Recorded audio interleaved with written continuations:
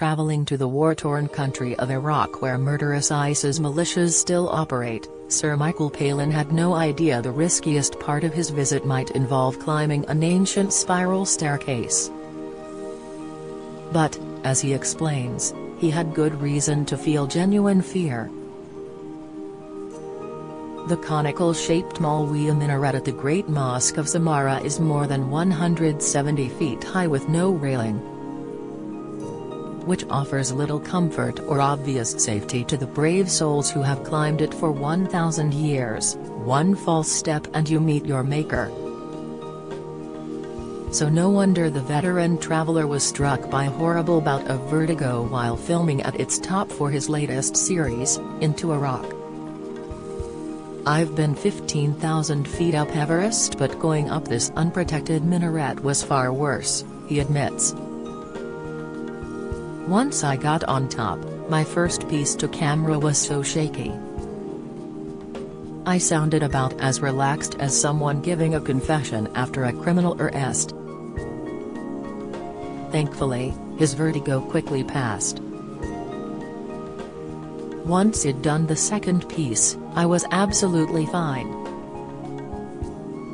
I loved being up there and I felt very safe."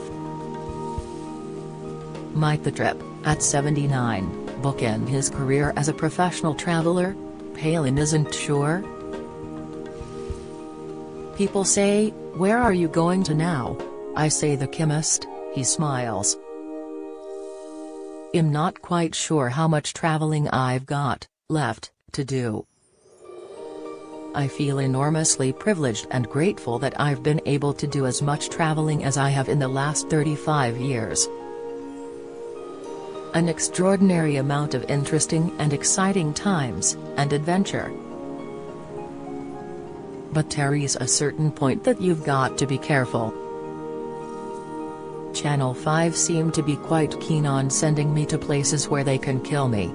Undoubtedly, currently one of the world's most dangerous countries, Iraq has intrigued the former Python since he was 7 when his father gave him tales from the Arabian Nights. The stories of thieves, genies and sorcerers sparked a lifelong wanderlust." However, Palin's new documentary is not so much concerned with the past, but rather a desire to seek the truth about modern-day Iraq, which is so often diminished to being a land of bloodshed, war and brutal dictatorships. "I was driven by curiosity, and the thing that keeps me traveling is to go somewhere I've never been to before." Iraq, rather like North Korea, which he visited in 2018, has a sort of status as a country that failed in some way, he says. So, it was a country that was relatively new, where terrible things had gone wrong, and I wanted to see how the country had coped with it. He arrives in Turkey where he follows the river Tigris south across the border into Kurdistan and Mosul, which fell to ISIS hands in 2014 until its international liberation in 2017. From there, he journeys to Erbil, Tikrit, Baghdad, and Basra. The contrasts between the places are startling. He encounters frivolity and excitement in a raucous New Year celebration in the small mountainous town of Acre where fireworks are ignited before a torchlit procession winds up the mountain at night. "It is a mix between Glastonbury and Apocalypse Now," he quips.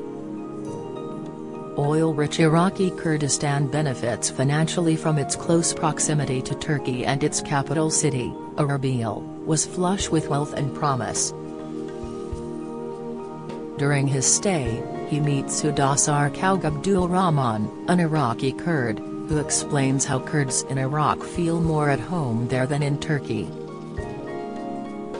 Kurdistan is a part of Iraq, and yet has a great deal of autonomy. "They have run their affairs pretty well," says Palin.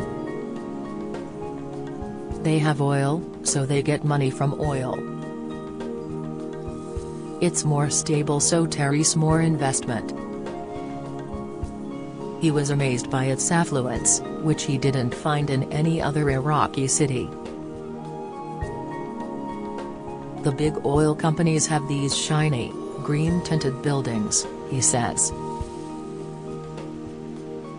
You can get any food you want, you can get a smart tailor who makes suits in traditional Kurdish style. They are very proud of being modern.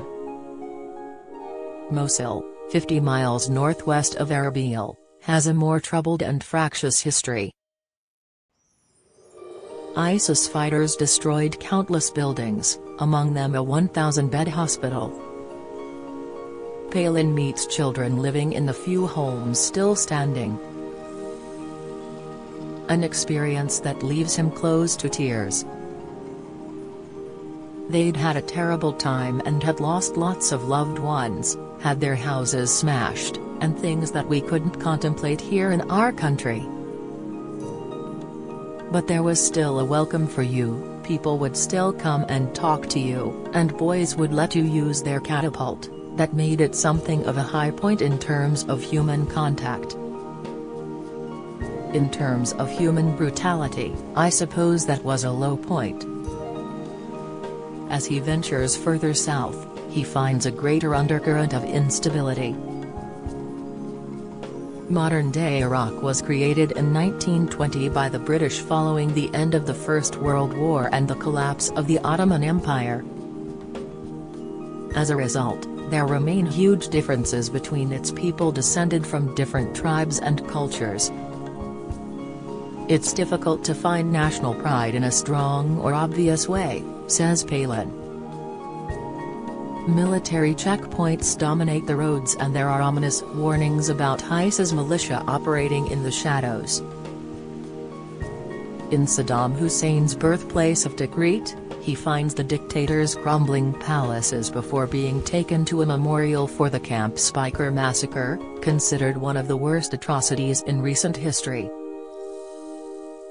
It was here in 2014 by the Tigris that 1,700 Shia military cadets were murdered in cold blood by ISIS, many of the young men were shot and pushed into the river.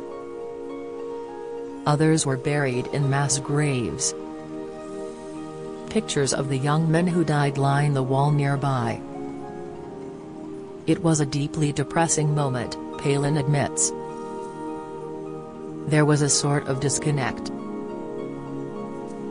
He left Tikrit soon afterwards but, admits, moving through Iraq meant taking precautions. We were told not to travel at night and not to go outside the hotel on our own because we might be targeted. I quite enjoy that evening period when you might go out and have a drink or just walk the streets and get the feeling of a town. And to be told we couldn't do that made me aware that there was a danger, a higher risk than any of the places I've been before. A self-proclaimed optimist, Palin didn't feel frightened at any point before or during the trip. It's worse when you're contemplating it from a distance and people are saying, "Oh, you shouldn't go there," he says. When I'm actually there, I meet people, smile, share the food and immediately you relax a bit. How did his family feel about him going to Iraq? My wife, Helen, is normally very supportive of my trips. The longer they are, the quicker she agrees, Palin jokes.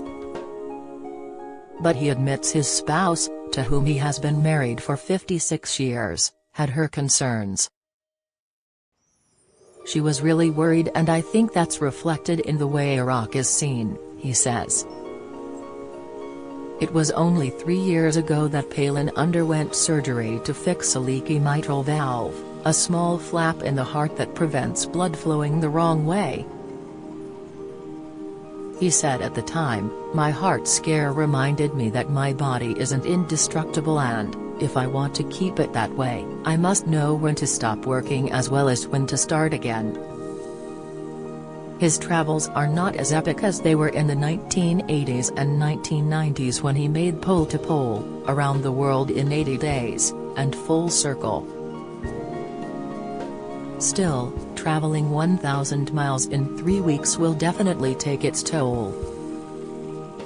Early on in this new series, he suffers a dizzy spell in a Turkish airport. It was momentary but proved disconcerting nonetheless. At the age of 78, with the new heart, I didn't know if I would be able to enjoy the journey as much because you need stamina and to do things that you would never normally do, which doctors will probably tell you not to do, he says. But the great thing was I found, even on that very first day, all sorts of feelings of revival and wanting to connect with places again, and a kind of restoration of the joys of travel, which is just seeing somewhere wonderful for the first time. He also experiences the warmth of Iraqi hospitality and is invited into people's homes to share their food, although only with the men. In most situations, he uses humor to diffuse awkward situations. At one security stop following a tussle over filming, higher-ranking officers decide they want selfies. Palin immediately dubs the spa checkpoint cheerful. The hostility is more prevalent in the far south where religious militias proliferate. So we stayed in the town of Nasiriyah, he recalls. We arrived late at night and went to the hotel, and actually, the room was very comfortable. I woke up in the morning and I pulled the curtain back and there was a bullet hole in the window. He makes a joke about anti-British feeling or general poor service, but there is a serious point to the story. In the South, it was difficult to connect with people there in quite the same way as you could in Kurdistan or Baghdad. He finds hope, especially in Baghdad where he encounters competing poets performing satirical material about the government, something that would have been unthinkable in the not-too-distant past. It has made me aware that you can't just say, "Oh, Iraq, failed state, war, that's the end of it," he adds. This is a country that, like it or not, doesn't work that well, but it has to be there for the future. There are people who will believe very much in Iraq and, having been there, I feel I know more about their situation.